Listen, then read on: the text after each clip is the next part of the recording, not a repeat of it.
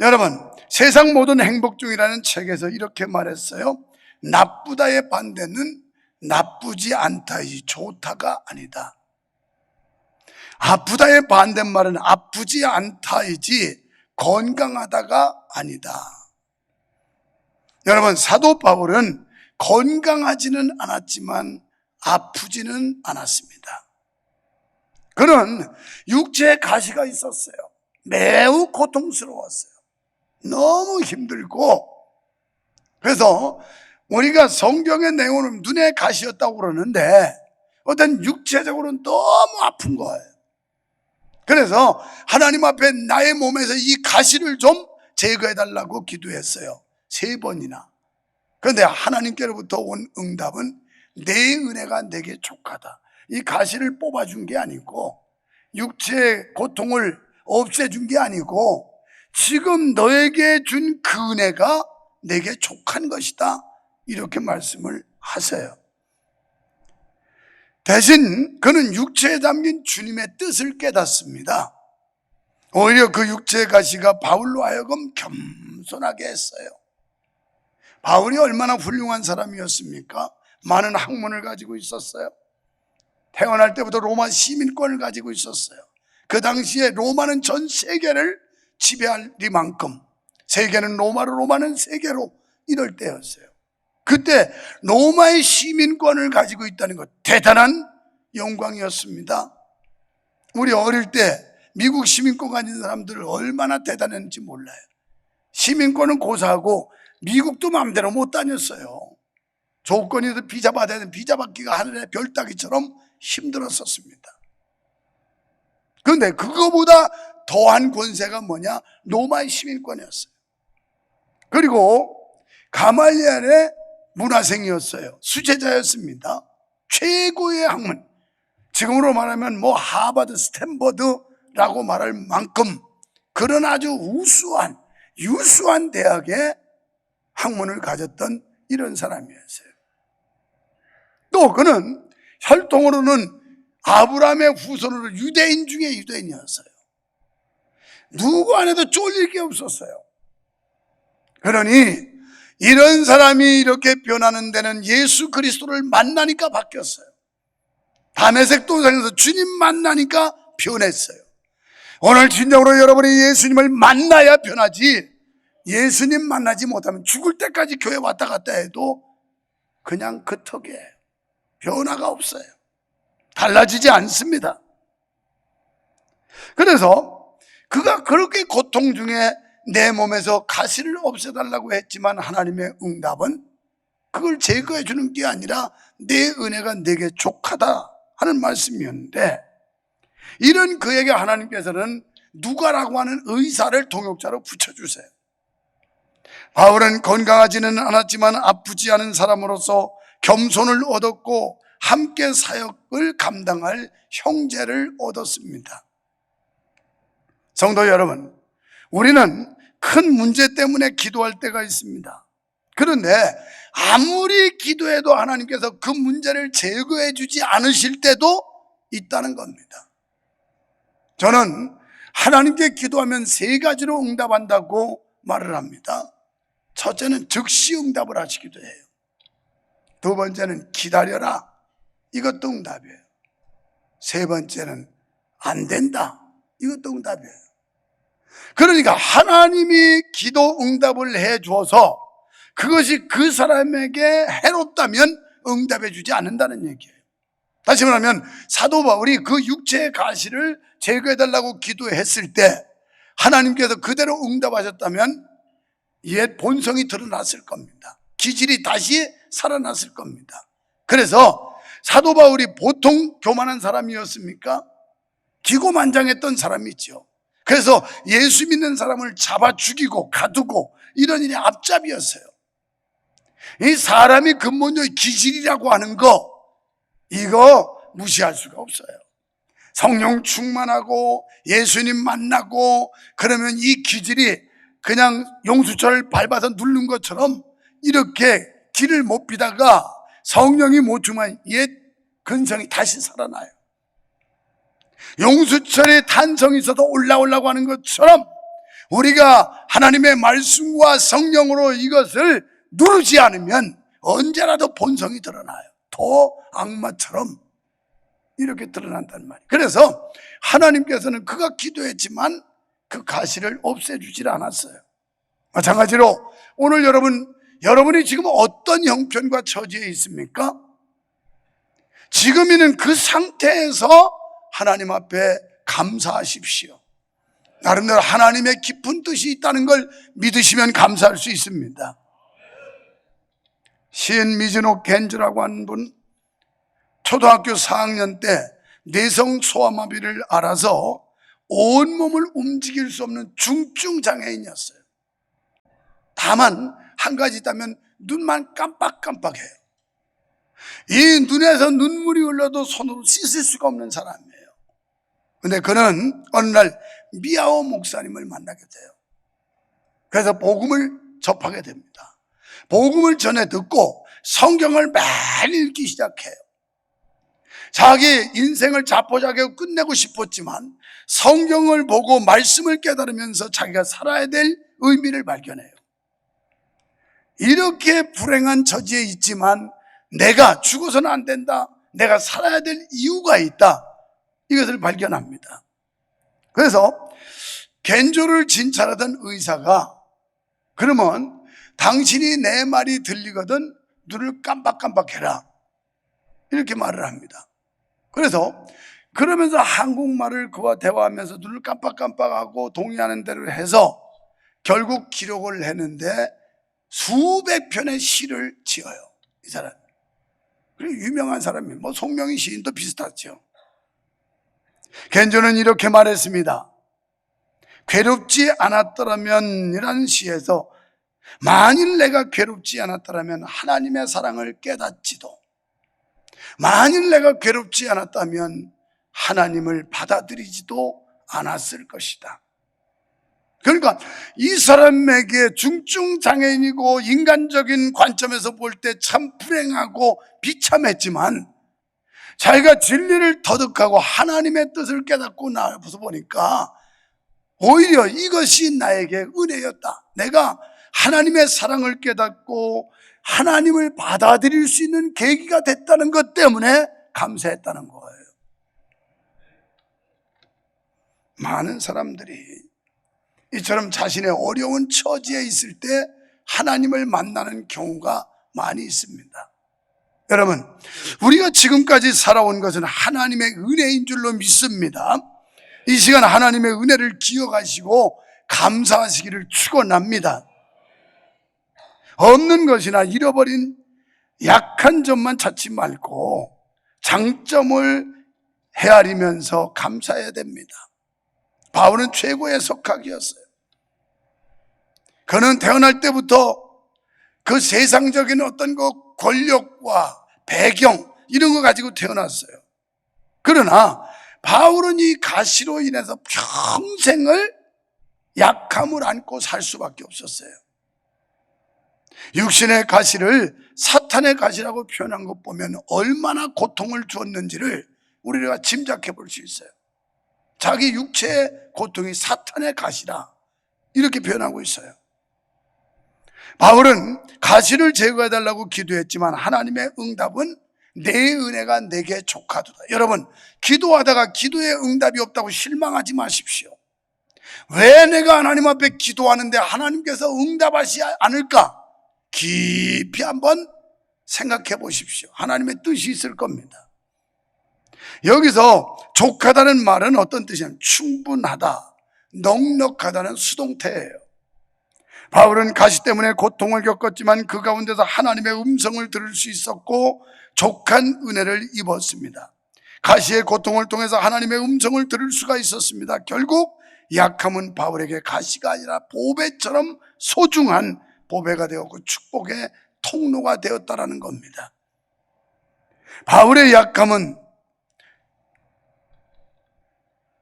시선을 자신에게서 하나님께로 옮겨가게 하는 계기가 됐어요. 결국 내가 약하기 때문에 강하신 하나님, 내가 부족하기 때문에 능하신 하나님, 그래서 자기를 보던 시선이 하나님을 바라볼 수 있는 시선으로 바뀌었다는 거예요. 이 약함이. 그러니까 이것은 저주가 아니에요. 하나님의 심판이 아니라 도리어 하나님의 축복이라는 거예요.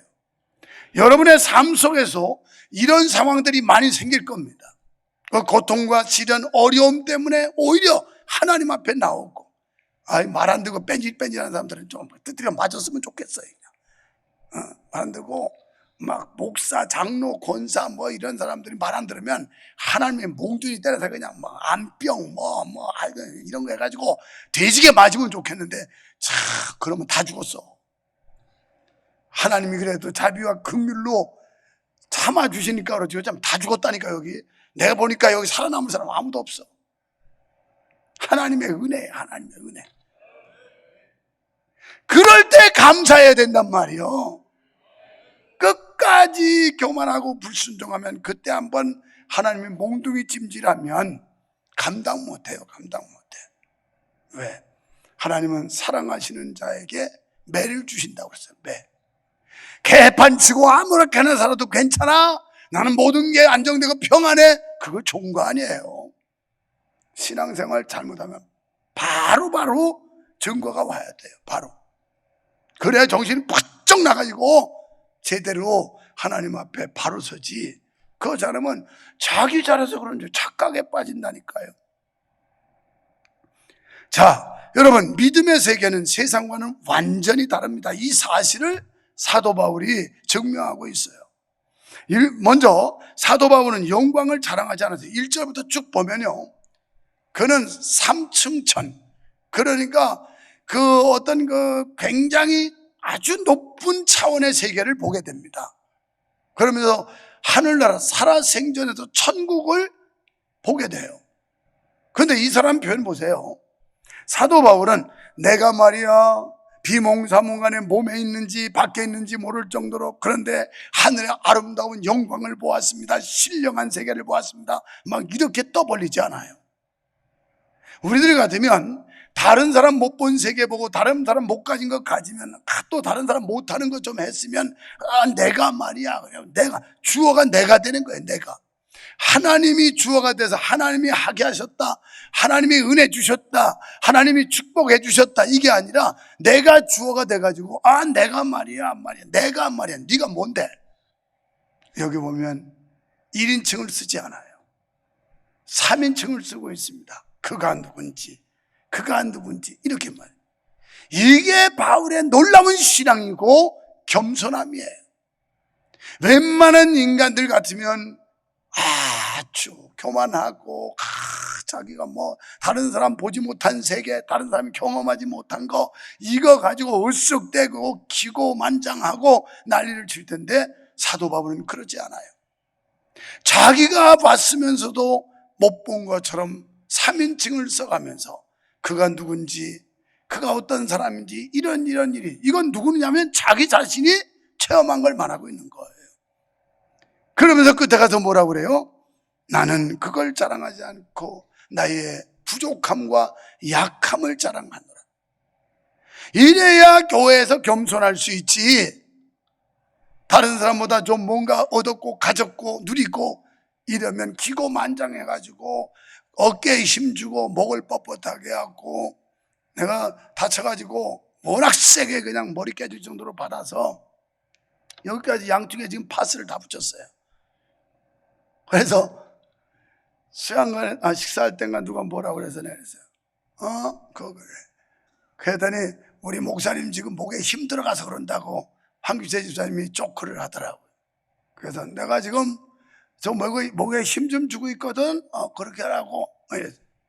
여러분, 주님 앞에서 교만의 목을 꺾어야 돼요. 아무것도 아니야. 우리는 다 고분고분해야 되고 낮아져야 되고 하나님만 높임 받아야 되고, 이게 사도 바울의 신앙이었어요. 오늘 우리가 가져야 될 믿음인 줄로 믿으시면 아멘 합시다. 그가 경험한 신령한 세계는 너무나도 황홀해서 그 일부만 말한다 해도 모든 사람이 깜짝 놀랄 것이다, 이렇게 표현하고 있어요. 그는 자신의 약한 것을 자랑한다고 말씀합니다. 9절에서 이는 그리스도의 능력이 내게 머물게 하려 함이라, 이렇게 고백을 해요. 9절 말씀에서 나에게 이르시기를 내 은혜가 내게 족하다. 왜 하나님 앞에 3번씩이나 기도하는데 하나님이 해결 안 해준 이유는, 이는 그리스도의 능력이 내게 머물게 하려 합니다. 여기서 머문다는 말은 에피스게노세라고 하는 헬라어로 장막을 펴고 함께 산다, 이런 뜻이에요. 그러니까 여기 이 가시라고 하는 것은 하나님의 능력이 사도 바울에게 늘 머물게 하는, 하나님의 은혜를 가져오게 하는 그런 통로가 됐다는 거예요. 그러니까 내가 없기 때문에 하나님 앞에 기도할 수 있고, 내가 몸이 연약하기 때문에 기도할 수 있고, 내가 부족하기 때문에 하나님 앞에 기도할 수 있는데, 기도하지 않는 자들만큼 교만한 자가 없어요. 그러니까 하나님의 도움이 없이도 내가 살아갈 수 있고, 하나님의 은혜가 아니라도 내 능력과 재주로 얼마든지 할 수 있다는 게 기도를 불허하고 기도 무용론을 주장하는 자들의 행위예요. 이건 아주 교만한 자들이에요. 교만한 자들. 두 번째, 사도 바울은 약함을 자랑했습니다. 여러분, 약함을 자랑한다는 거 굉장히 힘든 겁니다.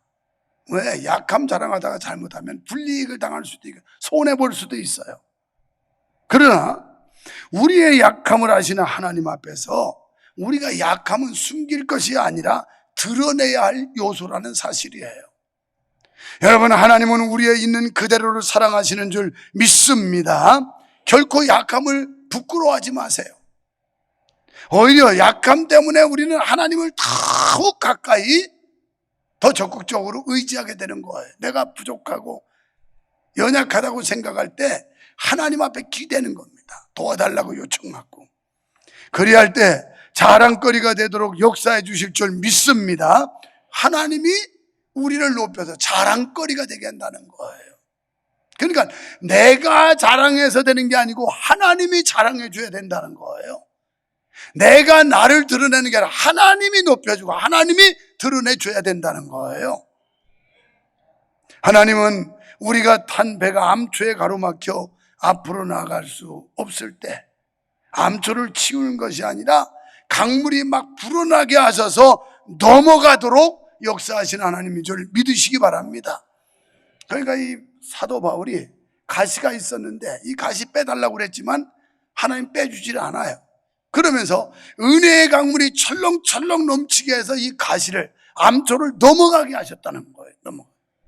이게 하나님의 섭리, 하나님의 은혜입니다. 10절에서 약함을 가진 바울이 강해질 수 있었던 비결을 말씀하고 있어요. 그러므로 내가 그리스도를 위하여 약한 것들과 능욕과 궁핍과 박해와 곤고를 기뻐하노니. 사도 바울의 삶이 우리가 생각하고 기대하는 것처럼 잘 먹고 잘 살고 호강하고 이런 게 아니에요. 오히려 복음 때문에 능욕을 받았고 궁핍과 배고픔이 있었고 박해와 곤고를 오히려 기뻐했다. 주님 때문에 내가 당하는 고난이 고난 위의 영광이라는 걸, 현재의 고난은 장차 내게 주어질 영광과 좋게 비교할 수 없다고 하는 말씀처럼 이것 때문에 기뻐할 수 있었다는 거예요. 여러분이 정말 주님 때문에 당하는 고난을 기뻐해 본 적이 있습니까? 복음 때문에 당하는 핍박을 기쁘게 받아본 적이 있습니까? 내가 뭐 때문에 이런 구박을 받아야 돼? 내가 뭐 때문에 이런 멸시를 받아야 돼? 주님 때문에, 주님은 우리 때문에 십자가의 멸시와 천대와 그 고통을 받으셨다면 우리가 그분 때문에 당하는 고통과 시련, 핍박, 궁핍, 이걸 감당할 수 있어야 이게 진정한 크리스찬이라는 거예요. 진정한 크리스찬. 근데 우리는 이런 건 아무 관심도 없어. 그냥 예수 믿고 수지 맞고, 예수 믿고 뭔가 그냥 떼돈 벌고, 예수 믿고 졸지에 출세해가지고 높아지고, 여기에만 관심이죠. 그래야 복 받았다고 생각하지. 내가 영원히 멸망할 자리에서 지옥의 형벌에서 하나님의 심판에서 건져 올림을 받아서 이제 거룩한 하나님의 백성, 하나님의 자녀, 천국 시민이 됐다는 데 대한 감격이 없다 이 말이에요. 그러니까 감사가 없죠. 불평불만하고 늘 뭔가 못마땅하고 더 받아야 되는데 안 줘서 한 맺혔고, 자, 어떻게 강해질 수 있었을까요? 자기 힘으로 할 수 없으니 하나님께 맡길 수밖에 없었어요. 사도 바울은 자기 힘으로 할 수 없어서 하나님 앞에 모든 걸 맡긴 겁니다. 강함의 비결은 약함을 하나님께 맡기는 데 있는 줄 믿습니다. 능력은 사람에게 있는 것이 아니라 오직 하나님께 있기 때문입니다. 하나님은 약하고 무능한 사람을 사용하시는 줄 믿습니다. 고린도전서 1장 27절 29절 하나님께서는 세상에 미련한 것들을 택하사 지혜 있는 자들을 부끄럽게 하려 하시고 세상에 약한 것들을 택하사 강한 것들을 부끄럽게 하려 하시며 하나님께서 세상에 천한 것들과 멸시받는 것들과 없는 것들을 택하사 있는 것들을 폐하려 하시나니 이는 아무 육체라도 하나님 앞에서 자랑하지 못하게 하려 함이라. 어떤 인간도 어떤 누구도 하나님 앞에서 자랑하지 못하게 하려고 하나님은 약한 자들을 강한 자 또 미련한 자들을 지혜로운 자를 부끄럽게 하고 이런 하나님이신데 우리가 하나님 앞에 자랑할 건 구원받은 거 하나님 자녀된 거 천국을 소망하는 이런 거 자랑할 거지 우리가 돈뿐이나 가진 거 사회적 지위나 좀 얻은 거 인물이나 좀 잘난 거 이런 게 자랑할 게 아니라 이 말이에요. 강한 사람에게는 그의 무능함을 깨닫게 하십니다. 그러므로 살아가면서 어려운 일과 약점이 생겨도 낙심하지 마시기를 바랍니다.